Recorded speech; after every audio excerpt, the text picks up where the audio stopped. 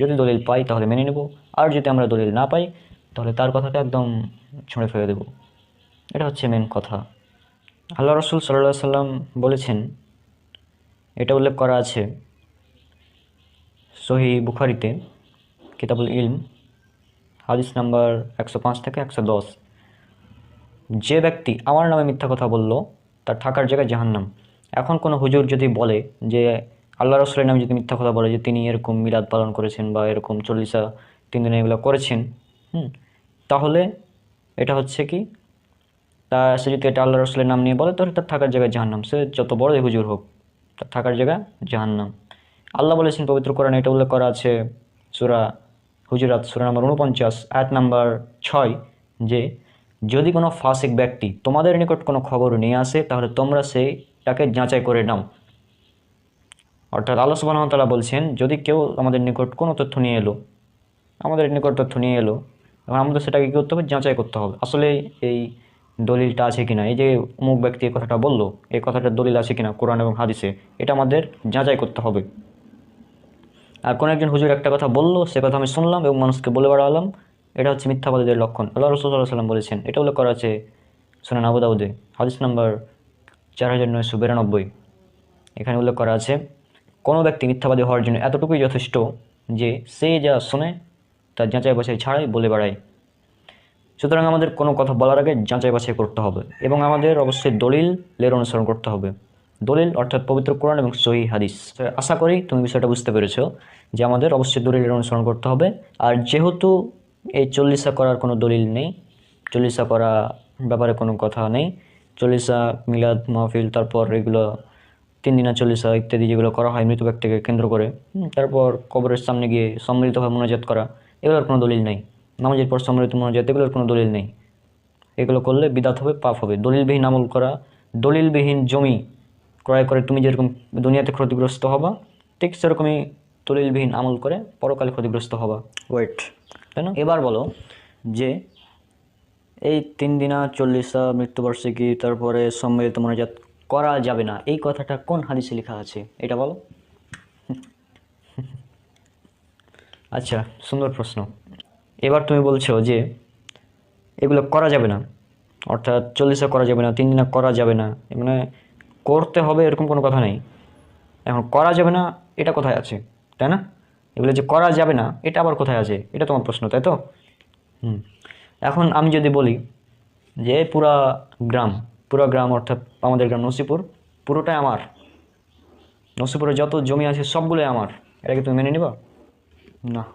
কেন মানবো না? পুরো নসিপুর আবার তোমার কেন হতে যাবে, আমি কেন মানতে যাবে? এটা আজীব ব্যাপার, পাগল নাকি? দলিল ছাড়া তোমার কথা কেন মানবো? হ্যাঁ, দলিল নেই এই জন্য তুমি মানছো না, তাই না?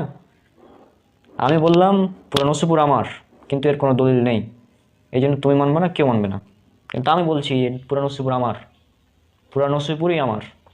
এখন এর যেহেতু দলিল নেই, এখন তুমি দেখাও পুরো নসিপুর আমার নয়, এটা কোথায় লেখা আছে? এটা কোন দলিল লেখা আছে এই যে পুরো নসিপুর রণকের নয়? ওটা আমাকে দেখাও। এটার যে উত্তর এবং এটার যে উত্তর তুমি দিবা, সেই উত্তর একই, সেম উত্তর হচ্ছে যেটা তুমি প্রশ্ন করেছো তার। অর্থাৎ চল্লিশা, মৃত্যুবার্ষিকী, নামাজের পর সম্মিলিত মোনাজাত, এগুলো কেন করা যাবে না? কারণ এগুলোর কোনো দলিল নেই। আর এগুলো যে নাই, এটা তো আর, যেটা নেই সেটার আবার দলিল কেমনে হয়? যেটা আছে সেটার দলিল লাগবে। তুমি যদি দাবি করো যে নামাজের পর সম্মিলিত মোনাজাত আছে, তাহলে এর পক্ষে তোমাকে দলিল দিতে হবে যে আল্লাহ রাসূল করেছেন, হাদিস নাম্বার এত। আচ্ছা, বুঝলাম। তাহলে আমাদের দলিল মেনে চলতে হবে, যেটা দলিল নাই ওটা করা যাবে না। বুঝেছি, ধন্যবাদ তোমাকে।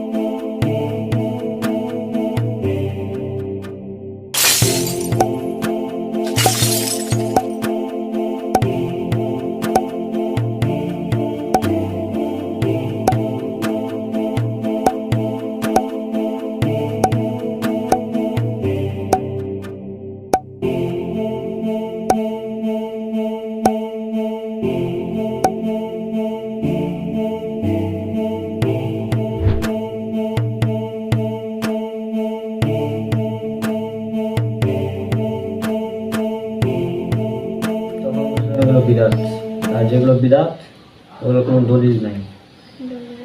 মোসাব্বিরুল ভাইয়ের লেখা একটা বই আছে বিদাত কাকে বর্জনীয়, এটা জানো? ইন্ডিয়াতে অনেক ভাইরাল বইটা। হ্যাঁ হ্যাঁ, তো যাই হোক এটা হলো। তারপর মানে আমি আবার তারপর থেকে আর কি ইউটিউবে বিভিন্ন হুজুরের ভিডিও দেখা শুরু করলাম। তো দেখছি একটা হুজুর একটা কথা বলে, কে বলছে এটা যায়, যা একজন বলছে এটা বিদাত। আমি তো এই সমস্যা নিয়ে মোসাব্বিরুল ভাইয়ের কাছে গেলাম, কারণ উনি আবার আমার এই সমাধানটা করে দিলেন সুন্দরভাবে।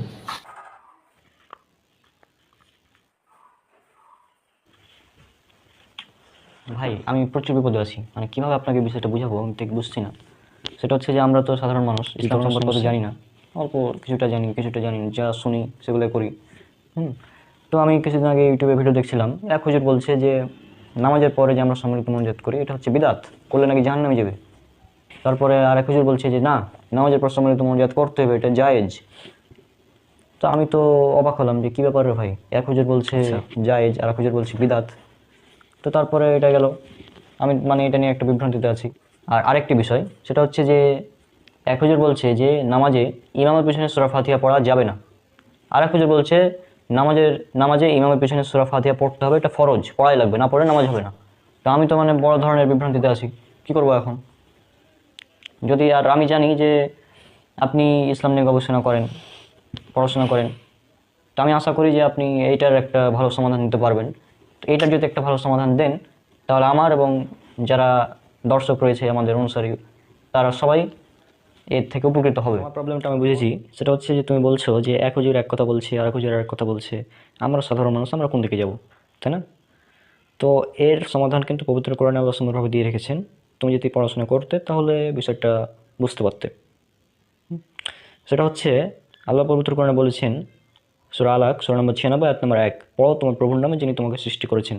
আর এটা হচ্ছে প্রথম আয়াত যেটা আল্লাহ সুবহানাহু ওয়া তাআলা নাজিল করেছেন।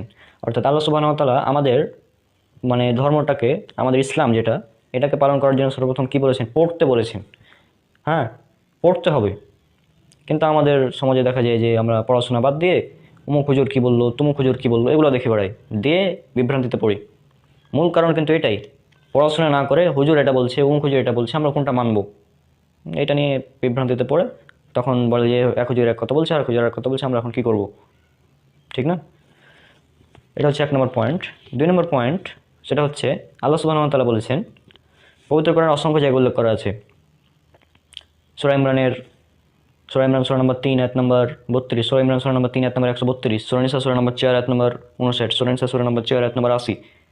এছাড়া পবিত্র কোরআনে অসংখ্য জায়গাতে উল্লেখ করা আছে আল্লাহ সুবহানাহু ওয়া তাআলা বলেছেন, তোমরা আল্লাহর আনুগত্য করো এবং রাসূল সাল্লাল্লাহু আলাইহি ওয়াসাল্লামের আনুগত্য করো।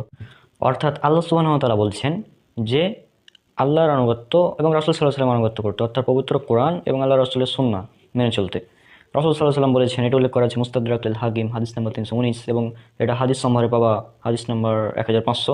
সেখানে বলা হয়েছে যে রাসূল সাল্লাল্লাহু আলাইহি ওয়াসাল্লাম বলেছেন, আমি তোমাদের নিকট দুইটি জিনিস রেখে যাচ্ছি, তোমরা যতদিন এটাকে আঁকড়ে ধরবে ততদিন তোমরা পথভ্রষ্ট হবে না। এই দুটো জিনিস কি? একটা হচ্ছে আল্লাহর কিতাব অর্থাৎ পবিত্র কোরআন, আর একটা হচ্ছে রাসূল সাল্লাল্লাহু আলাইহি ওয়াসাল্লামের সুন্নাহ অর্থাৎ হাদিস, সহিহ হাদিস।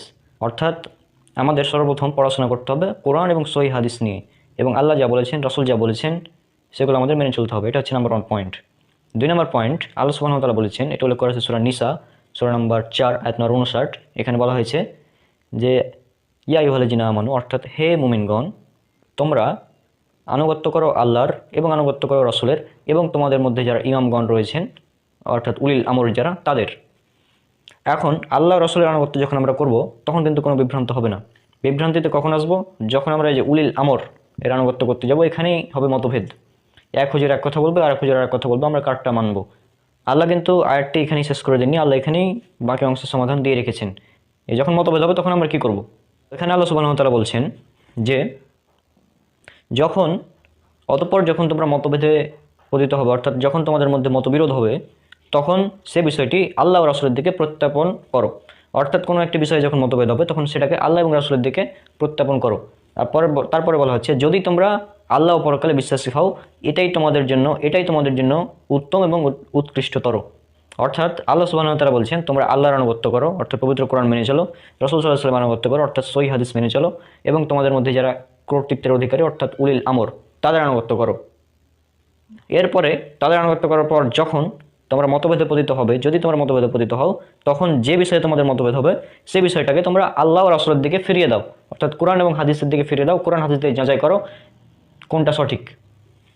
এটাই বলা হচ্ছে পবিত্র কোরআনের এই আয়াতে। কিন্তু আমাদের সমাজে কী করা হয়, এই আয়াত যারা মাযহাবের পক্ষে কথা বলে তারা কিন্তু এই আয়াত সম্পূর্ণ বলে না, তারা শুধু প্রথম অংশ বলে রেখে দেয়, বাকি অংশ বলে না। বাকি অংশ বললেই তারা ধরা পড়ে যাবে।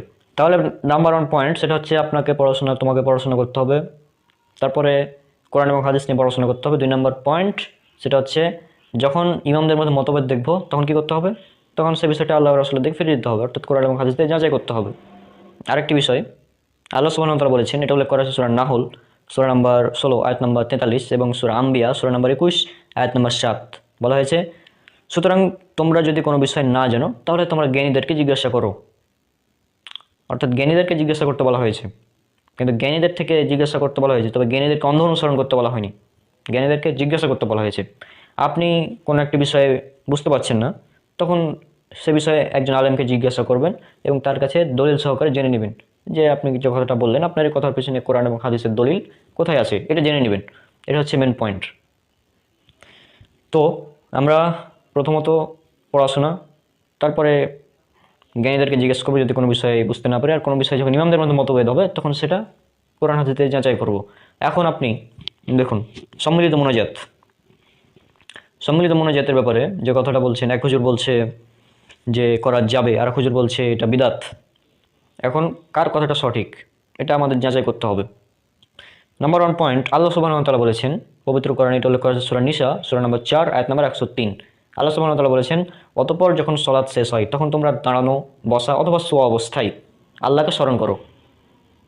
আল্লাহকে স্মরণ করো বলতে এখানে যে আরবি শব্দ ব্যবহার করে সেটা জিক্র, অর্থাৎ জিকির করতে বলা হয়েছে। আর আমরা দেখতে পাই রাসূল সাল্লাল্লাহু আলাইহি ওয়াসাল্লাম যখন সালাম ফিরাতেন, সহিহ মুসলিমের হাদিস নাম্বার 1221 হাদিস একাডেমি, এখানে বলা হয়েছে যে আল্লাহ রাসূল সাল্লাল্লাহু আলাইহি ওয়াসাল্লাম যখন সালাম ফিরাতেন তখন তিনি 3 বার বলতেন আস্তাগফিরুল্লাহ এবং 1 বার বলতেন আল্লাহুম্মা আনতাস সালাম ওয়া মিনকাস সালাম তাবারাকতা ইয়া জাল জালালি ওয়াল ইকরাম। আর এছাড়াও বুলুগুল মারাম হাদিস নাম্বার 326, এখানে উল্লেখ করা আছে রাসূল সাল্লাল্লাহু আলাইহি ওয়াসাল্লাম বলেছেন, যে ব্যক্তি সালাম ফিরানোর পর, ফরজ সালাতের সালাম ফিরানোর পর একবার আয়াতুল কুরসি পাঠ করবে তার জন্য জান্নাতে প্রবেশের ক্ষেত্রে মৃত্যু ব্যতীত আর অন্য কোনো কিছু বাধা হয়ে থাকে না। অর্থাৎ আমরা 2টা পয়েন্ট দেখলাম যে সালাম ফিরানোর পর একটা হচ্ছে 3 বার আস্তাগফিরুল্লাহ, তারপর একটা দোয়া, তারপর আয়াতুল কুরসি।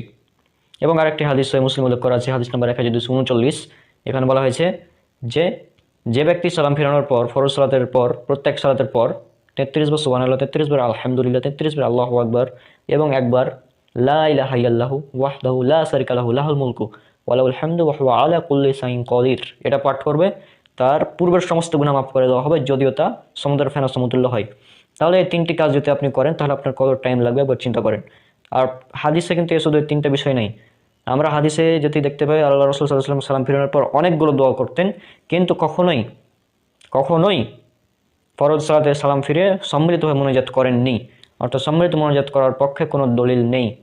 যারা বলছে দলিল আছে তাদের দলিলগুলো হচ্ছে জাল অথবা জয়ীফ, এটা মিথ্যা হাদিস, কারণ সহিহ হাদিস বলছে এগুলো দোয়া করতেন। আর অনেকগুলো দোয়া আছে যেগুলো রাসূল সাল্লাল্লাহু আলাইহি ওয়াসাল্লাম সালাম ফিরানোর পর করতেন। তো পয়েন্ট নাম্বার 1 এটা হচ্ছে যে এই সম্মিলিত মোনাজাতের পক্ষে কোনো দলিল নেই, দলিল থাকলেও সম্মিলিত মোনাজাতের কোনো ফজিলত নেই। যদি দলিল দেয় তারপরে এর কোনো ফজিলত রয়েছে যে সম্মিলিত মোনাজাত করলেই মৃত্যুর সাথে সাথে জান্নাত, এরকম কোনো কথা নেই। সুতরাং এটার চেয়ে উত্তম এবং নিরাপদ হচ্ছে সম্মিলিত মোনাজাত না করে হাদিসে বর্ণিত যে সমস্ত দোয়া আছে সেগুলো পড়া, এটাই বেশি নিরাপদ। আপনি নিজে একবার চিন্তা করবেন যে কোনটা বেশি নিরাপদ। আমি যেগুলো বললাম এগুলোর অনেক ফজিলত রয়েছে, কিন্তু সম্মিলিত মোনাজাত করার ব্যাপারে কোনো ফজিলত বর্ণিত হয়নি। যারা বলে এগুলো সব মিথ্যা এবং জাল, এবং আপনি যাচাই করে দেখবেন আমার কথা এবং যে হুজুর বলছে সম্মিলিত মোনাজাত করতে হবে তার কথা। আমাদের দাবি সম্মিলিত মোনাজাত হচ্ছে বিদাত, এটা বিদাত, করলে জাহান্নামে যেতে হবে। কারণ আল্লাহ রাসূল সাল্লাল্লাহু আলাইহি ওয়াসাল্লাম বলেছেন, উল্লেখ করা হচ্ছে সুনান নাসাই হাদিস নম্বর 1578, বলা হয়েছে কুল্লু বিদাতিন দালালা ওয়া কুল্লু দালালাতিন ফিন্নার, প্রত্যেক বিদাত গুমরাহি এবং প্রত্যেক গুমরাহির পরিণাম জাহান্নাম। কাজে বিদাত যেখানে চলে আসছে সেখানে আপনার উচিত বিদাত থেকে বেঁচে থাকা। সব যদি এটা বিদাত না হয়, বললাম এটা জায়েজ, ধরে নিলাম এটা জায়েজ, কথার কথা আমি ধরে নিচ্ছি এটা জায়েজ, কিন্তু এই জায়েজ যেটা এটা হয়েও যায় তারপরে এটার কোনো স্পেশাল ফজিলত নেই, স্পেশাল কোনো ফায়দা নেই। যেখানেই স্পেশাল কোনো ফায়দা নেই, বরং জাহান্নামে যাওয়ার ভয় আছে, বিদাত হওয়ার ভয় আছে, সেটা না করে উত্তম। অর্থাৎ আপনি সেফ জোনে যদি থাকতে চান, নিরাপদে থাকতে চান, তাহলে আপনাকে সম্মিলিত মোনাজাত করা যাবে না, এটা এড়িয়ে চলতে হবে। হাদিসে বর্ণিত যে সমস্ত দোয়া আছে সেগুলো পড়ুন, সে অনুযায়ী আমল করুন। প্লে স্টোরে যাবেন, হিসনুল মুসলিম নামক একটা অ্যাপ আছে, সেটা ডাউনলোড করে নেবেন। সেখানে অনেকগুলো দোয়া রয়েছে, অনেকগুলো দোয়া দেওয়া আছে রেফারেন্স সহ, সেগুলো পড়তে পারেন, সেগুলো মুখস্থ করে নামাজের পরে পড়তে পারেন। আমার যে কয়টি মুখস্থ ছিল আমি সেগুলো বললাম। এবার 2 নম্বর পয়েন্ট, সেটা হচ্ছে এক হুজুর বলছে ইমামের পিছনে সূরা ফাতিহা পড়া যাবে না, আর এক হুজুর বলছে যে কি ইমামের পিছনে সূরা ফাতিহা পড়া ফরজ। কারটা বেশি শক্তিশালী, তাই না? যে ব্যক্তি বলছে ইমামের পিছনে সূরা ফাতিহা পড়া যাবে না, সে কিন্তু এটা বলেনি যে ইমামের পিছনে সূরা ফাতিহা পড়লে নামাজ হবে না। আর যারা বলছে যে ইমামের পিছনে সূরা ফাতিহা না পড়লে নামাজ হবে না, আর একদল বলছে ইমামের পিছনে সূরা ফাতিহা না পড়লে নামাজই হবে না, আর একদল বলছে পড়া যাবে না, কিন্তু তারা কিন্তু এটা বলছে না যে ইমামের পিছনে সূরা ফাতিহা পড়লে নামাজ হবে না, এই কথা কিন্তু কেউ বলছে না। সুতরাং আপনার জন্য নিরাপদ কোনটা? সেটা হচ্ছে ইমামের পিছনে সূরা ফাতিহা পড়ে নেওয়াটা নিরাপদ। এই বিষয়ে আমি ডিটেলস আলোচনা করতে পারবো, তবে অনেকগুলো টাইম লাগবে, কারণ এটা অনেক বড় একটা মতভেদের বিষয়। এটা নিয়ে যদি আলোচনা করতে যাই 3 ঘন্টার উপরে আলোচনা করা লাগবে। তো আমি সংক্ষেপে কিছু বলে দিই। সেটা হচ্ছে আমাদের সমাজে প্রচলিত যে 4টি মাযহাব আছে, একটা হচ্ছে সাফি মাযহাব, হানাফি মাযহাব, মালিকি মাযহাব এবং হাম্বলি মাযহাব। এবং আরেকটা আছে যেটা মাযহাব না, যারা কোরআন সুন্নাহর অনুসারী, সেটা হচ্ছে আহলে হাদিস। তাহলে 5টি, মানে 5টি গ্রুপ দেখতে পাচ্ছি। একটা হচ্ছে হানাফি, সাফি, মালিকি, হাম্বলি এবং আহলে হাদিস, এই 5টি গ্রুপ। এই 5টি গ্রুপের মধ্যে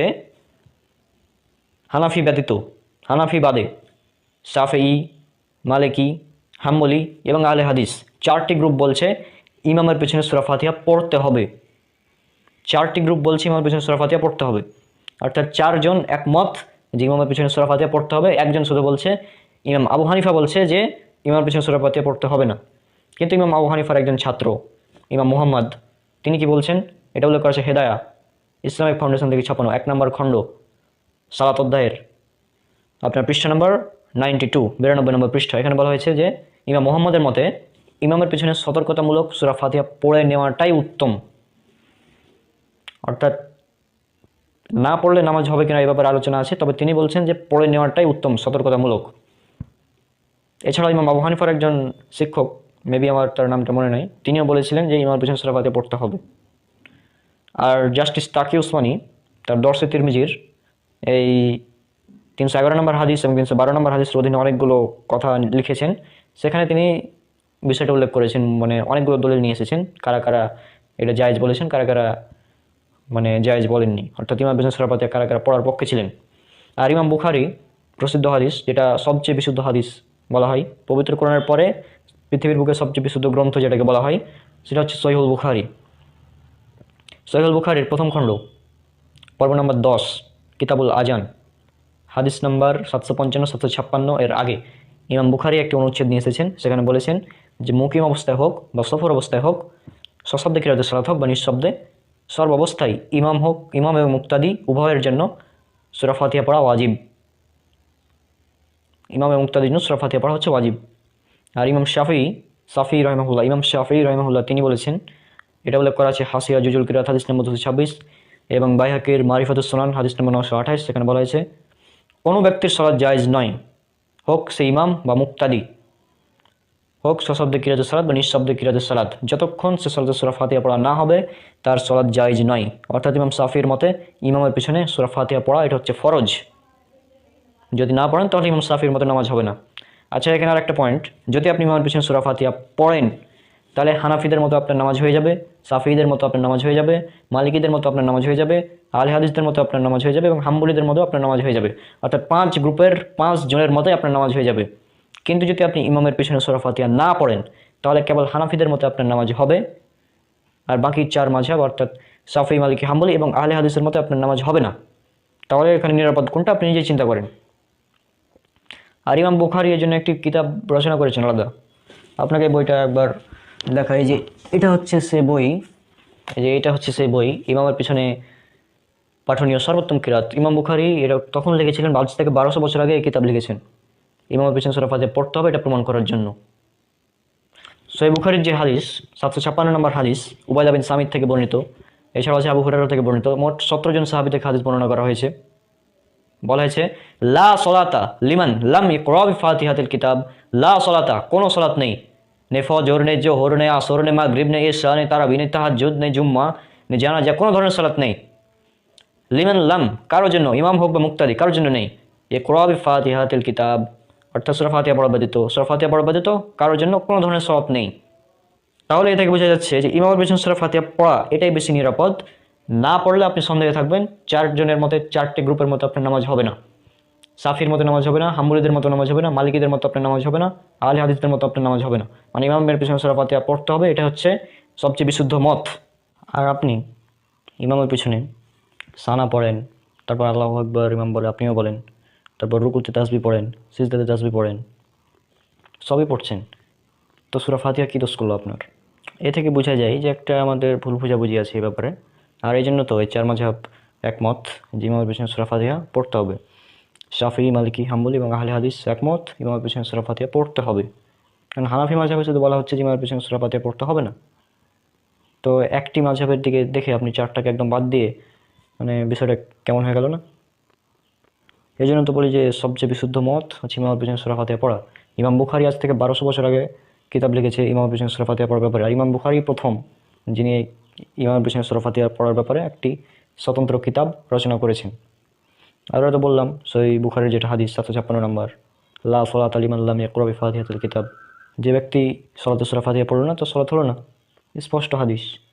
তাহলে আশা করি আপনার সব ধরনের যত বিভ্রান্তি ছিল এই বিষয়গুলো নিয়ে এগুলো ক্লিয়ার হয়েছে। বিভ্রান্তিতে একদম সেফ থাকার একটি উপায় সেটা হচ্ছে যে যাদের দলিল বেশি শক্তিশালী বা যেদিকে আমার রিস্ক হয়ে যাচ্ছে যেটা না করলে সেটা করে নেওয়া। যেমন ইমামের পেছনে সূরা ফাতিহা না পড়লে নামাজ হবে না, অর্থাৎ এখানে রিস্ক থেকে যাচ্ছে, সুতরাং আপনি ইমামের পেছনে সূরা ফাতিহা পড়ে নেবেন, এটাই নিরাপদ। তারপর নামাজের পর সম্মিলিত মোনাজাত করা বিদাত, সুতরাং এখানেও রিস্ক, সুতরাং আপনার জন্য সেফ হচ্ছে না করা। তো এটাই হচ্ছে যখন আপনি মতভেদ দেখতে পাবেন তখন এটা করতে হবে, এটা হচ্ছে মেন কথা। আসলেই সত্যি আপনি ঠিকই বলেছেন, যদি এভাবে ভেবে দেখতাম যে সঠিক কোনটা, মতভেদের ভিতরে না গিয়ে যেখানে রিস্ক আছে সেখানে না যাওয়া, এটা যদি ভাবতাম তাহলে তো ক্লিয়ার হয়ে যেত। আর এভাবে যদি সবাই ভাবে তাহলে এই মতভেদপূর্ণ বিদাত তারপর হারাম এগুলাতে অনেকেই সেফ থাকবে। যেখানে বিদাত চলে আসছে সেখানে আমি যাব কেন? রিস্কে যত প্রয়োজনীয়তা নেই। খুব সুন্দরভাবে বুঝালেন। তো এভাবে আর কি ওর সঙ্গে সাক্ষাৎ হয়, এগুলোই ছিল আর কি। আর দেখা যাক কি হয়। এখনো হয়তো তাকে একবার তো ফোন করা উচিত ছিল আমার সার্টিফিকেটগুলো ছেড়ার আগে। তো যাই হোক, দেখা যাক, তার সাথে হয়তো তোমার সাক্ষাৎ হতে পারে, সম্ভাবনা আছে। হ্যাঁ, আচ্ছা, তো পড়া হলো নাকি? আচ্ছা ঠিক আছে, তুমি থাকতে না, আমি এখন বাইরে থেকে একটু ঘুরে আসি।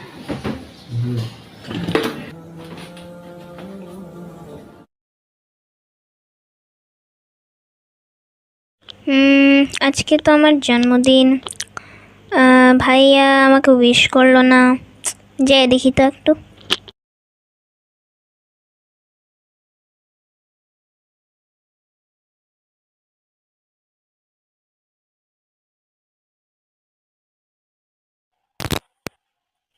ভাইয়া আজকে কি বলো তো? আজকে আবার কি?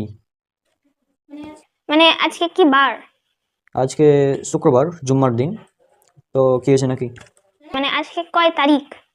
আজকে এটা 2024 সাল, আজকে জুলাই মাসের 12 তারিখ। কেন নাকি? তোমার সত্যি মনে নেই আজকে কোনো একটা স্পেশাল দিন? আজকে স্পেশাল দিন বলতে আজকে শুক্রবার, জুম্মার দিন স্পেশাল দিন, এটা তো হাদিসে আছে ভালো, কিন্তু কি হয়েছে নাকি বুঝলাম না। তোমার সত্যি মনে নেই আজকে কি? কি মানে? ও আচ্ছা, বুঝলাম তুমি যেটা বোঝাতে চাচ্ছ। আচ্ছা আচ্ছা আচ্ছা, আসো এখানে বসো, তোমাকে বলছি।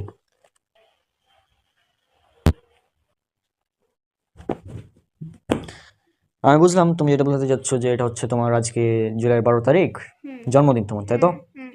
তো এটা আমি জানতাম, কিন্তু আমি জাস্ট অ্যাক্টিং করছিলাম, কারণ জন্মদিন পালন করা এটা হারাম। কেন জানো? এই জন্মদিন এটা প্রথমত এটা হচ্ছে বিধর্মীদের উৎসব, অমুসলিমদের উৎসব। মানে অমুসলিমরা এটাকে পালন করে, যদিও তাদের ধর্মে এটা নিষিদ্ধ। কিভাবে নিষিদ্ধ আমি বলছি একটু পরে। তো এই জন্মদিন পালন করা সম্পূর্ণ হারাম। আমি কয়েকটা পয়েন্ট বলি এখানে। জন্মদিন পালন করা হচ্ছে হারাম। 2 নম্বর হচ্ছে এটা বিদআত। 3 নম্বর হচ্ছে এটা শয়তানের ধর্মে সবচেয়ে বড় উৎসব। হ্যাঁ, আমাদের পৃথিবীতে অনেকগুলো ধর্ম আছে, হিন্দু, খ্রিস্টান, ইহুদি। আর একটা রিলিজিয়ন আছে যেটাকে বলা হয় স্যাতানিক রিলিজিয়ন। হুম, ও ওই রিলিজিয়নে এটা হচ্ছে সবচেয়ে বড় উৎসব, মানে ঈদের দিন তাদের জন্য এটা। হুম, এটা একটু পরে আমি প্রমাণ দিচ্ছি সবই। তো প্রথমত জন্মদিন পালন এটা সর্বপ্রথম কে করেছিল জানো? কে? তার নাম হচ্ছে পৃথিবীর সবচেয়ে ভালো মানুষ, ও আচ্ছা ফেরাউন। আচ্ছা। ও ফেরাউন সবচেয়ে ভালো মানুষ, না, তাহলে পৃথিবীর সবচেয়ে। খারাপ। হ্যাঁ, আচ্ছা এখন এটা তো প্রমাণ লাগবে, তাই তো? হ্যাঁ। আচ্ছা, ওখানে বাইবেলটা আছে, নিয়ে আসো যাও। এটা হচ্ছে বাইবেল, কিতাবুল মুকাদ্দাস। হুম, তওরাত শরীফ, যেটার কিতাবুল মুকাদ্দাস বাইবেল। হ্যাঁ, old testament, book of Genesis অধ্যায় 40 বা পয়দায়েস যেটা বলা হয়। হ্যাঁ, এটা হচ্ছে 40 নম্বর অধ্যায়ের 20 নম্বর ভার্স। এখানে কি বলছে দেখো, এর 3 দিনের দিন ফেরাউন তার অধীনে যে সব লোক কাজ করত তাদের একটা ভোজ দিলেন। সেই দিন ছিল তার জন্মদিন। দেখছো, ফেরাউন সেই দিন তার প্রধান পানীয় পরিবেশক ও তার প্রধান রুটিকারকে বের করে সেই সব লোকের সামনে আনলেন। অর্থাৎ মূল কথা হচ্ছে যে ফেরাউন তার জন্মদিনটা পালন করলো সুন্দরভাবে সেদিন। মানে ফেরাউন তার নিজের জন্মদিন পালন করলো। অর্থাৎ জন্মদিন পালন করা এটা সর্বপ্রথম যে করেছিল ওর নাম হচ্ছে ফেরাউন, পৃথিবীর সবচেয়ে ভালো মানুষ নিশ্চয়ই। নাহলে মানুষ তার অনুসরণ করে কেন, তাই না? এখন আমি যদি বলি যে দেখেন ভাই, পবিত্র কোরআনে এমনকি বাইবেলে বিভিন্ন জায়গায় এই নামটা আছে, ফেরাউন অনেক জায়গায় এসেছে। তো এখন ফেরাউন নামটা আপনার ছেলে বা ছেলের জন্য রেখে দিন, কেমন হবে? কেউ রাখবে? না ফেরাউন নামকে পছন্দ করে? না ফেরাউনকে মুসলিমরা পছন্দ করে? না, একদমই না, খ্রিস্টানরা? একদমই না। ইহুদিরা? কেউ সহ্য করতে না পারে না। আর ফেরাউন নামে কোনো ব্যক্তি আছে বর্তমানে? নাই। না ফেরাউন নামে কোনো মুসলিম তো নাই, না। হিন্দুও নাই, খ্রিস্টানও নাই, ইহুদিও নাই, এমনকি নাস্তিকও নাই। মানে ফেরাউন নামটা এত মানুষ অপছন্দ করে, অথচ জন্মদিন পালন করার মাধ্যমে তার অনুসরণ করছে। আজীব ব্যাপার। হুম হুম, আর ফেরাউন এর জন্মদিন পালন শুরু করেছিল, এই জন্য এটা হচ্ছে হারাম। মানে এটা হচ্ছে তার চালু করা একটা পদ্ধতি। এখন আমরা যদি ওটাকে অনুসরণ করি, তো কার অনুসরণ করলাম? ফেরাউনের। হুম হ্যাঁ, আর ফেরাউন অনুসরণ করলে এখন পরিণাম কি এটা তো আর বলা লাগে না, তাই না? এখন রাসূল সাল্লাল্লাহু আলাইহি ওয়াসাল্লাম বলছেন, সুনান আবু দাউদ হাদিস নাম্বার 4031, যে ব্যক্তি যার অনুসরণ করবে সে তাদের অন্তর্ভুক্ত, বা যে ব্যক্তি বিজাতীয়দের অনুসরণ করবে সে তাদের অন্তর্ভুক্ত। কারণ কেউ যদি মানে অমুসলিমদের রীতি অনুসরণ করে সে তাদের অন্তর্ভুক্ত। হুম, হুম এখন জন্মদিন পালন করার মাধ্যমে আমরা ফেরাউনের নীতির অনুসরণ করছি, দিয়ে আমরা ফেরাউনের অনুসরণ করছি এই জন্মদিন পালন করার মাধ্যমে, বুঝছো? হুম, আর এটা যে স্যাতানিক ধর্মের সবচেয়ে বড় উৎসব আমি একটু পরে দেখাচ্ছি। তার আগে হচ্ছে যে জন্মদিন পালন করাটা একদিকে হারাম, হুম পাশাপাশি এটা হচ্ছে বিদাত ইসলামী শরীয়তে। বিদাত কেন?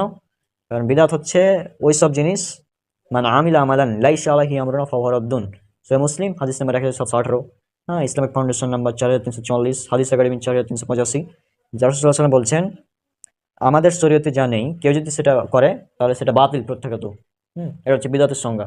আর এই জন্মদিন পালন রাসূল সাল্লাল্লাহু আলাইহি ওয়াসাল্লাম করেননি, সাহাবীরা করেননি, তাবেঈরা করেননি, তার পরবর্তী প্রজন্ম কেউ করেননি। আমাদের চার মাযহাবের ইমাম আবু হানিফা, ইমাম মালিক, ইমাম শাফিঈ, ইমাম আহমদ বিন হাম্বল কেউ করেনি এই জন্মদিন পালন। এটা পরবর্তীতে মানুষ চালু করছে। হ্যাঁ, আর রাসূল সাল্লাল্লাহু আলাইহি ওয়াসাল্লাম জন্মদিন পালন, যেটাকে ঈদ মিলাদুন্নবী বলা হয়, হুম এটাও ওই পরবর্তীতে চালু করা বিদআত। এবং তারা যারা করে ঈদ মিলাদুন্নবী, যারা পালন করে, হুম ওরাই বলে যে এটা রাসূল সাল্লাল্লাহু আলাইহি ওয়াসাল্লাম করেননি, এটা পরবর্তীতে চালু করা হয়েছে, 600 হিজরির পরে চালু হয়েছে। ওটা তারাও স্বীকার করে যে এটা পরে চালু হয়েছে। এবং এটা বিদআত, কিন্তু তারাও স্বীকার করে, কিন্তু করছে, কিছু করার নেই। জন্মদিন পালন করার মাধ্যমে ফেরাউন অনুসরণ করছে, পাশাপাশি শয়তানের অনুসরণ করছে, শয়তানের ধর্ম পালন করছে। কিভাবে? চলো এখন তোমাকে ল্যাপটপ থেকে দেখাই দ্য স্যাতানিক বাইবেল, যেটা আমাদের ধর্মে অনেকগুলো ধর্ম আছে। আছে তো। হ্যাঁ, ইহুদি, খ্রিস্টান, পাশাপাশি আরেকটি ধর্ম আছে যেটা হচ্ছে স্যাতানিক রিলিজিয়ন বলা হয়, শয়তানের ধর্ম। আচ্ছা। হ্যাঁ, ওই স্যাটানিক রিলিজিয়ন, এটা ইংলিশ বাইবেল সম্পূর্ণ, হুম দ্য স্যাটানিক বাইবেল, ওটা আমার কাছে আছে পিডিএফ, ওটা থেকে দেখায় তোমাকে। First of all holidays in the Satanic religion is the date of one's own birth, is in direct contradiction to the holy of holy days of other religions. তাহলে এটার মানে কি? The heist of all holidays, মানে মানে সবচেয়ে বড় উৎসব হ্যাঁ, সবচেয়ে ইন বড় দ্য উৎসব স্যাটানিক রিলিজিয়ন, মানে শয়তানের ধর্মে। ধর্মে, whom is the date whom of one's own birth, অর্থাৎ একজনের নিজের জন্মদিন। জন্মদিন, অর্থাৎ একজনের নিজের জন্মদিনটা হচ্ছে শয়তানের ধর্মে সবচেয়ে বড় উৎসব। উৎসব। হুম, তারপর আবার বলছে কি, this is in direct contradiction to the Holi of holidays of others religion, মানে আদার রিলিজিয়নস, মানে এটা সরাসরি স্ববিরোধী অন্যান্য ধর্মের সাথে। অর্থাৎ কোনো ধর্মেই এই জন্মদিন পালন করতে বলা হয়নি, শুধুমাত্র স্যাতানিক রিলিজিয়নে। তার জন্মদিন যারা পালন করে এটা স্যাতানিক রিলিজিয়ন। শয়তানের অনুসরণ করা হয়। আর এটা বিদাত কেন এটা আমি বলেছি। আর বিদাত কেন বর্জনীয় বিষয়ে আমার একটা বই আছে যেন, ওখানেও আমি এই বিষয়টা উল্লেখ করেছিলাম জন্মদিন পালন করার ব্যাপারে। পাশাপাশি যারা রাসূল সাল্লাল্লাহু আলাইহি ওয়াসাল্লাম জন্মদিন পালন করে ঈদ মিলাদুন নবী, তাদেরকেও সুন্দরভাবে খণ্ডন করা হয়েছে ওই বইতে। তো যাই হোক, তুমি বুঝতে পেরেছো যে জন্মদিন পালন করাটা হারাম এবং বিদাত এবং শয়তানের কাজ, ঠিক আছে? আর তুমি তো জানো আমিও জন্মদিন পালন করেছিলাম আগে, 2018 সালে। কিন্তু পরবর্তীতে আমি ছেড়ে দিয়েছি, আর করিনি। 2019-এর পর আর করিনি। হ্যাঁ, তো যাই হোক, জন্মদিন পালন করা এটা যেহেতু হারাম কাজ, শয়তানের কাজ, সুতরাং এটা করা যাবে না, ঠিক আছে? এখন আমি কিছু কথা বলি তোমাকে। সেটা হচ্ছে যে এই জন্মদিন পালন করা হারাম, এটা বুঝলাম। হ্যাঁ, আর আমিও জন্মদিন পালন করেছি, এটাও জানো। আর এই জন্মদিন পালন করা হারাম, বিদাত, এগুলো সবাই বুঝেছো। হ্যাঁ, আর আজকের দিনটা তুমি মনে করছো যে আমি হয়তো ভুলে গেছি। হ্যাঁ, কিন্তু তুমি এখন কোন ক্লাসে পড়ছো? ক্লাস 5-এ। তোমার যেদিন জন্ম হয় 2013 সালের 12 জুলাই, রমজান মাসের 2 তারিখ, সেদিন ছিল শুক্রবার।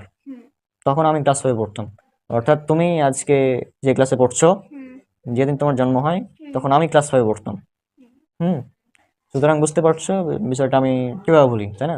পাশাপাশি আজকে তোমার ডেটটাও মিলে গিয়েছে, মানে শুক্রবার প্লাস 12 জুলাই, এবং তোমার 11 বছর কমপ্লিট হলো এবং তুমি ক্লাস 5-এ পড়ো, তাই না? কতগুলো জিনিস একসাথে মিলে গিয়েছে, তাই না? তারপরেও এই বিষয়টা তোমাকে বোঝানোর জন্য আজকে আর কি এটা করা আয়োজনটা।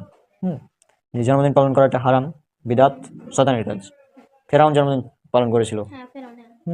যেহেতু এটা ফেরাউন করেছিল, এগুলো আমাদের জন্য করা যাবে না। নাহলে ফেরাউনের অনুসরণ করছি আমরা। তার আশা করছি বুঝেছো জন্মদিন পালন করবে, মানে তুমি তো করোনি, তোমার জন্মদিন পালন করা হয়নি সাধারণত কোনোবারই। হ্যাঁ, আচ্ছা, তুমি কি আর কখনো জন্মদিন পালন করবা বা জন্মদিন নিয়ে চিন্তা ভাবনা করবা যে এটা স্পেশাল দিন মনে করবা? না, জীবনে না। কেন? কারণ এটা ফেরাউনের কাজ, আর শয়তানের ধর্মে এটা সব থেকে বড় উৎসব। হ্যাঁ, আর এটা ইসলামে বিদাত এটা বিদাত আর হারাম। বিদাত এবং হারাম, হ্যাঁ, অর্থাৎ সবই একসাথে, তাই না? হ্যাঁ। তো এটা মানে এটা অনেক বড় একটা পাপ, এবং একদিক থেকে দেখতে গেলে এটা শিরকের পর্যায়ে চলে যাবে, তাই না? যেহেতু এটা ফেরাউনের কাজ, তার অনুসরণ করলে তার সাথে যা মানে হাসর হবে। হ্যাঁ, তার রাসূল সাল্লাল্লাহু আলাইহি ওয়াসাল্লাম কি বলেছেন? যে ব্যক্তি যার অনুসরণ করবে, সে তার অন্তর্ভুক্ত। যে ব্যক্তি বিজাতীয়দের সংস্কৃতি অনুসরণ করবে, সে তাদেরই অন্তর্ভুক্ত। সুনান আবু দাউদ হাদিস নাম্বার 4031। সুতরাং তাদের অনুসরণ করা যাবে না কোনোভাবেই। তো আশা করছি এই বিষয়টা আপনারাও বুঝতে পেরেছেন, যে আজকে এটা নাটকের মাধ্যমে আমরা বললাম আর কি, বিষয়টা বুঝালাম যে জন্মদিন পালন করা এটা নিকৃষ্ট, হারাম, কবিরা গুনাহ, এবং এটা হচ্ছে অনেক বড় ধরনের একটা পাপ। ইসলামে এটা বিদাত। হ্যাঁ, আর এই জন্মদিন পালন করা শয়তানের ধর্মের সবচেয়ে বড় উৎসব। তো আশা করছি আপনারা বিষয়টি নিয়ে সচেতন হবেন। আর এটা যেহেতু ইহুদি খ্রিস্টানরা করে, তাদের অনুসরণ করাও যাবে না কোনোভাবে। আর এটা ইহুদি খ্রিস্টান ধর্মেও নিষিদ্ধ, যেহেতু এটা ফিরআউন চালু করেছিল। তারপরেও তারা করছে, কিছু করার নাই, কিছু বলারও নাই। আর তাদের দেখা দেখি মুসলিমরাও করছে। আচ্ছা, এটা খুব ভালো বিষয় যে তুমি রাবিদকে এই জন্মদিন বিষয়ে কথা বলেছো, এটা অনেকটাই ভালো। হ্যাঁ, অবশ্যই এইভাবে জন্মদিন পালন করা এগুলো তো পুরোটাই মানে কি বলবো, অমুসলিমদের কালচার, তাই না? এই জন্য আর কি আমি তাকে এভাবে বুঝিয়েছি। আর তোমার আর আমার বেশ কিছু শর্ট ফিল্ম ছিল, তার মধ্যে আরো বিষয়গুলো বলতে পারতো রাবিদকে। হ্যাঁ, ওটা আমি এই 12 জুলাই সেদিনই বলেছিলাম, কিছুক্ষণ আগে। আমি যে খেলছিলাম ওখানে, আমি আর রাবিদ, তো তার আগেই তাকে এই বিষয়ে আমি বলেছিলাম যে আমরা যে নামাজ পড়তে গেলাম, নামাজ নিয়ে যে শর্ট ফিল্ম বানিয়েছিলাম, সে বিষয়ে কথা হয়েছিল। নামাজ সম্পর্কে, নামাজ সম্পর্কে, তারপর এই বিষয়ে কথা হয়েছিল আর কি।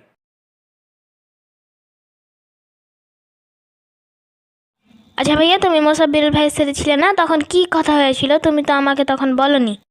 হ্যাঁ, তোমাকে যেটা বলেছিলাম, ওর বাসায় আমি ছিলাম কিছুদিন।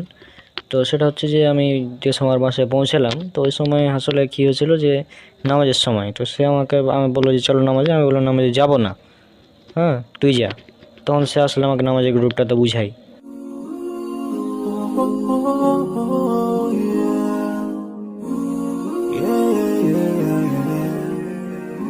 So many dreams, in my life.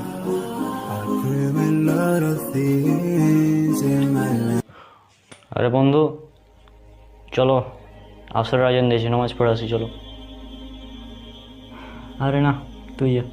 বন্ধু চলো নামাজে চলো। আরে কি বলিস এগুলো, এত নামাজ পড়ে কি হবে বলতো? হ্যাঁ, আমরা তো মুসলমান, তাই না? একদিন না একদিন জানাতে যাবোই, নামাজ পড়ার কি দরকার কোনো ভাই? মানে আজীব ব্যাপার, তুই এত কোরআন হাদিস পড়িস, এটা জানিস না যে মুসলমান একদিন জান্নাতে যাবেই?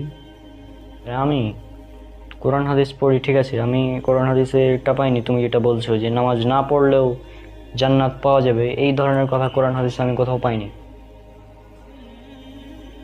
আমি যা পেয়েছি সেটা তোমাকে বলি এখন। তাহলে তোমার কাছে কোরআনের অ্যাপ আছে, ওই অ্যাপে তুমি এখন ঢুকো, সূরা মুদাসসির ৭৪ নম্বর সূরা, আয়াত নম্বর ৪২ এবং ৪৩, সেই আয়াতটা তুমি পড়ো।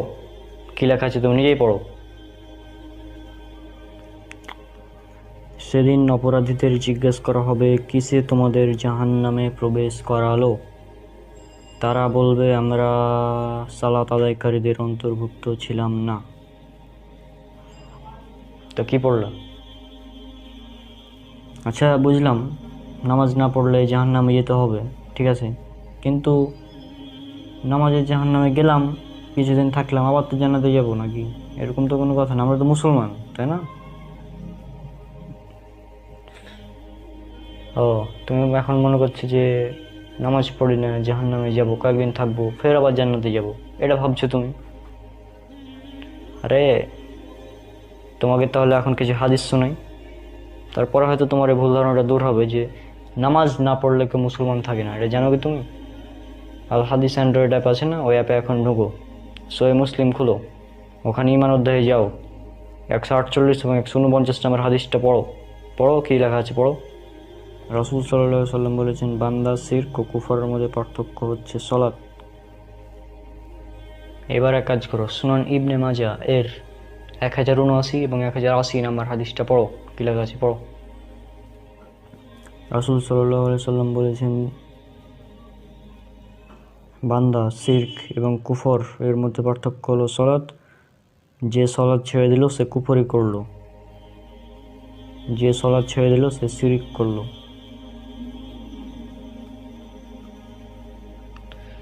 এবার বলো, এসব কোরআন এবং হাদিস পড়ে, কোরআনের আয়াত এবং হাদিস পড়ে কি বুঝলে তুমি?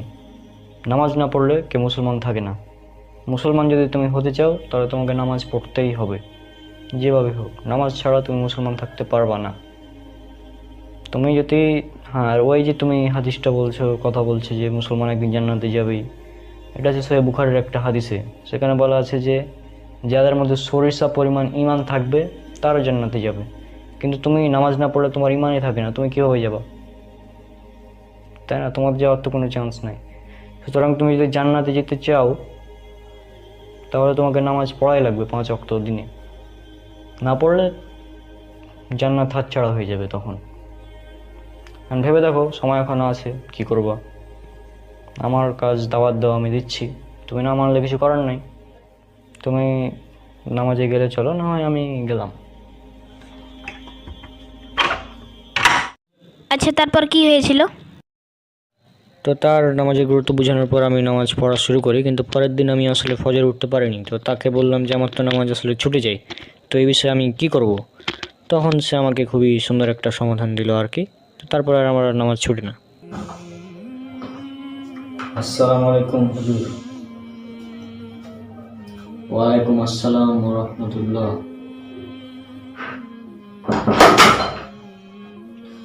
হুজুর, আমার একটা সমস্যা ছিল, তো আপনি যদি শুনতেন সমস্যাটা। কি সমস্যা তোমার? জি, আমার হচ্ছে নামাজ পড়তে পারি না, নামাজ পড়তে ইচ্ছা হয় কিন্তু আমি ঘুম থেকে উঠতে পারি না, বিভিন্ন কারণে নামাজ পড়া হয় না। তুমি এই জন্য নামাজ পড়তে পারো না, কারণ হচ্ছে যে তুমি নামাজটাকে ভালোবাসতে পারো না ঠিক মতো। মানে মানে তুমি এখানে এসে বসো, আমি তোমাকে বুঝিয়ে বসো। আচ্ছা, তাহলে আপনি বলছেন যে আপনার নামাজ পড়া হচ্ছে না, তাই তো? জি। মানে আপনি ফজরের সময় ঘুম থেকে উঠতে পারেন না? জি জি। এই যে মনে করেন আপনার আপনার প্রিয় খেলোয়াড়কে, আমার প্রিয় খেলোয়াড় হচ্ছে মেসি। জি। তো মনে করেন আপনাকে মেসি একদিন কল দিল তখন আপনি কি করবেন? আপনি কি বলবেন যে এই থাক, মেসি তো কল দিয়েছে, আমি ফোন কি ধরবো, ঘুমাই, আমার কাছে ঘুমটা বেশি জরুরি? আপনি কি এটা করবেন? আপনি এটা কি বলেন? মেসি যদি আমাকে কল দেয় তাহলে আমি ঘুম কি? ঘুম মানে আমি তো সাথে সাথে মানে যে বা ওয়াশরুম থেকে ভালো মতো মুখ হাত ধুয়ে তারপর ওর সাথে কথা বলবো? কি বলেন আপনি? আমি ঘুমাবো কেন? এই তো মেসি যখন কল দিয়েছে তখন কিন্তু আপনি ঠিকই তাড়াহুড়া করে রেডি হয়ে ওর সাথে কথা বলতে যাচ্ছেন, কিন্তু যখন আল্লাহ সুবহানাহু ওয়া তাআলা নামাজের জন্য আজান দেওয়া হচ্ছে, তো ভেবে দেখিনি। নামাজটা হচ্ছে কি আল্লাহর সাথে কথা বলার মাধ্যম, তাই না? তো আল্লাহর সাথে কথা বলার জন্য যখন আপনাকে কল দেওয়া হচ্ছে আজানের মাধ্যমে, তখন আপনি ঠিক ঘুমাচ্ছেন। তাহলে বিষয়টা কি হলো? আপনার কাছে আল্লাহর চাইতে মেসির মূল্যটা বেশি হয়ে গেল না? এই বিষয়টা একবার ভেবে দেখুন। মেসির সাথে কথা বলার জন্য আপনি ঘুম থেকে উঠতে পারেন, মেসির খেলা দেখার জন্য আপনি ঘুম থেকে উঠতে পারেন, তারপর ধরেন বিভিন্ন কাজ করার জন্য আপনি ঠিকই ঘুম থেকে উঠতে পারেন, কিন্তু আল্লাহর সাথে কথা বলার জন্য আপনি ঘুম থেকে উঠতে পারেন না।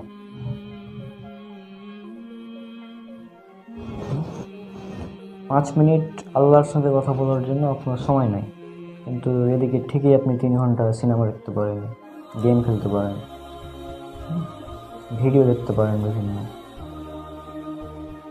কিন্তু নামাজ পড়তে পারেন না কেন?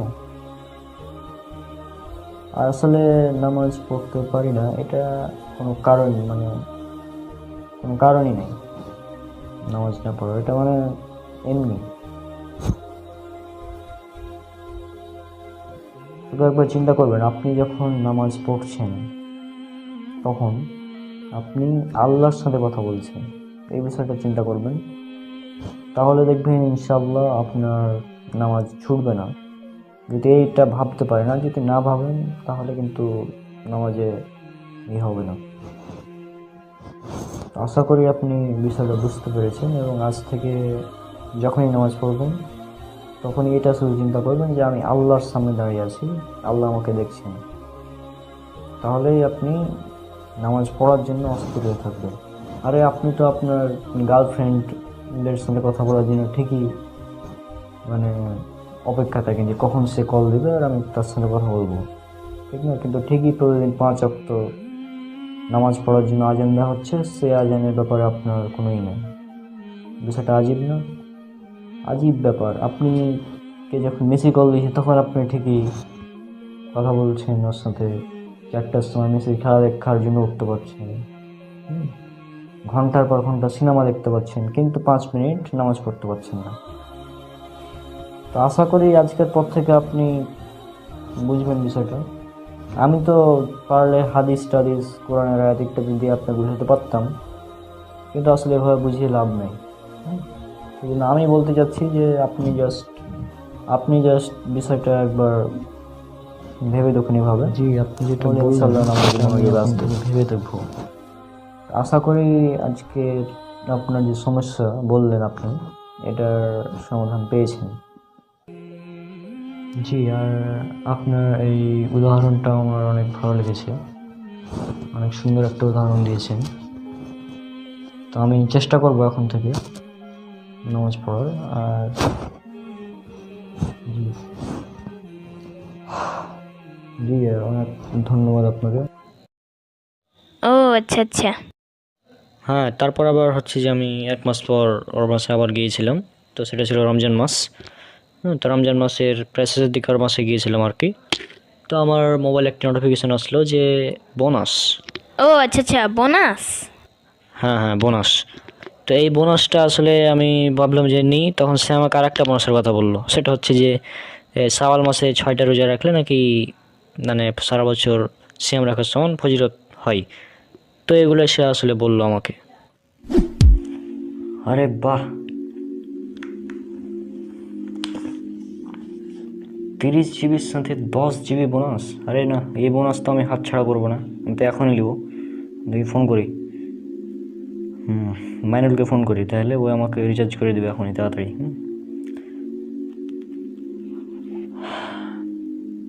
ওয়ালাইকুম আসসালাম বন্ধু। ও এক কাজ করতো, তুই তাড়াতাড়ি এখনই দোকানে যা, নাহলে তোর যদি বিকাশে টাকা থাকে তাহলে আমাকে এখনই দে রিচার্জ করে। মানে তোর টাকা আছে বিকাশে? ও তাহলে তো মজা, এখন রিচার্জ দে। হ্যাঁ, ওই আমি 30 জিবির সাথে 10 জিবি বোনাস পাচ্ছি, আর এই বোনাসটা হাতছাড়া করা যাবে না, যাই হয়ে যাক। মানে দুনিয়া উল্টে গেলেও আমি এই বোনাস হাতছাড়া করবো না। আচ্ছা এখন রিচার্জ দে তাহলে। কী ব্যাপার রনক ভাই, দেখছি খুব বোনাস পাগল হয়ে গেছেন আপনি। জি ভাই, আরে আপনি দেখেন একটা বিষয়, বোনাস, আসলে বোনাস পাগল তো সবাই, তাই না? বোনাস কেউ হাতছাড়া করে নাকি? 30 জিবি নিচ্ছি আমি, 30 জিবির সাথে 10 জিবি বোনাস পাচ্ছি, এটা ভালো ব্যাপার না? আর কোনো পাগল ছাড়া এই বোনাসকে হাতছাড়া করবে কি আপনার মনে হয়? যারা পাগল তারা এই বোনাসটা হাতছাড়া করবে। তো শুধু দুনিয়ার বোনাস নিয়ে পড়ে থাকলে কি হবে? আখিরাতের বোনাস নিয়ে একবার চিন্তা করেন। আখিরাতে আবার কিসের বোনাস ভাই? আখিরাতের একটা বোনাস আছে, এবং বিশেষ করে এই মাসের একটা বোনাস আছে। আপনি এখানে আসেন, আমি বলছি। ও আমি ওখানে আসবো, আচ্ছা আসছি।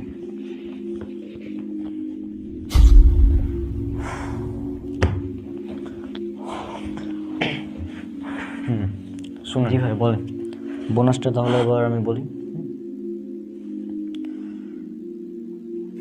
আপনি তো রমজান মাসের সম্পূর্ণ সিয়াম পালন করেছেন, আমরাও করেছি। হ্যাঁ, তো এখন চলছে শাওয়াল মাস। আর রাসূল সাল্লাল্লাহু আলাইহি সাল্লাম বলেছেন, যে ব্যক্তি রমজান মাসের সিয়াম রাখার পর শাওয়াল মাসের 6টি সিয়াম রাখলো, সে যেন সারা বছর সিয়াম রাখলো। এবং এটা সহিহ মুসলিমের হাদিস, উল্লেখ করা আছে সহিহ মুসলিম, যেটা ইসলামিক ফাউন্ডেশন থেকে ছাপানো, এর 4th খণ্ডের 116 নম্বর পৃষ্ঠার 32 নং অনুচ্ছেদের 2624, 2625 এবং 2626 নাম্বার হাদিসে। এছাড়া উল্লেখ করা আছে রিয়াদুস সলেহিন এর 1262 নম্বর হাদিস, এবং উল্লেখ করা আছে জামিয়াত তিরমিজির 759 নম্বর হাদিসে। এছাড়া আরও অনেকগুলো হাদিসে উল্লেখ করা আছে এই হাদিসটি। তো এটা একদম সহিহ হাদিস, একদম বিশুদ্ধ হাদিস, এতে কোনো সন্দেহ নাই, কারো দ্বিমত নাই। তো এই বোনাসকে আপনি বলেন, আপনি একটু আগে বললেন যে কোনো পাগল ছাড়া এই এমবির বোনাসটা হাত ছাড়া করবে না। তাহলে আমি বলবো এখন যে কোনো পাগল ছাড়া এই বোনাসটাও কেউ হাত ছাড়া করবে না। আখিরাতের বোনাস 1 বছর সিয়াম রাখার সমান সব পেয়ে যাবে, কেন এটা একটা বোনাস। যদিও এটা ফরজ না, কিন্তু এটা বোনাস, মানে অনেক ফজিলতের। তো কোনো পাগল ছাড়া এই বোনাসটা হাত ছাড়া করবে না। ভাই আপনাকে অসংখ্য ধন্যবাদ এত সুন্দর একটা মানে বোনাসের ফজিলতের কথা বলার জন্য। আসলে আমি এই হাদিসটা শুনেছিলাম অনেক আগে, তবে খেয়াল করিনি অত। তো আপনাকে অনেক অসংখ্য ধন্যবাদ। ইনশাল্লাহ আমরা এই বোনাসটা ছাড়বো না, এই বোনাসটা আমাদের নিতেই হবে যেভাবে হোক। মানে 6 দিন রোজা এক্সট্রা করার কারণে রমজান মাসের পর আমরা 1 বছর মানে রোজা রাখার সব পেয়ে যাচ্ছি। তো এই সব, এই ফজিলত কে ছাড়বে? কেউ তো ছাড়তে যাবে না, তাই না? আসলে এটা অনেক ভালো বিষয়, এই বোনাস ছাড়া যাবে না যেভাবে হোক। তারপর অনেক বিষয়ে কথা হয়েছিল, যেমন আচ্ছা ভাই, এবার যদি বলতেন যে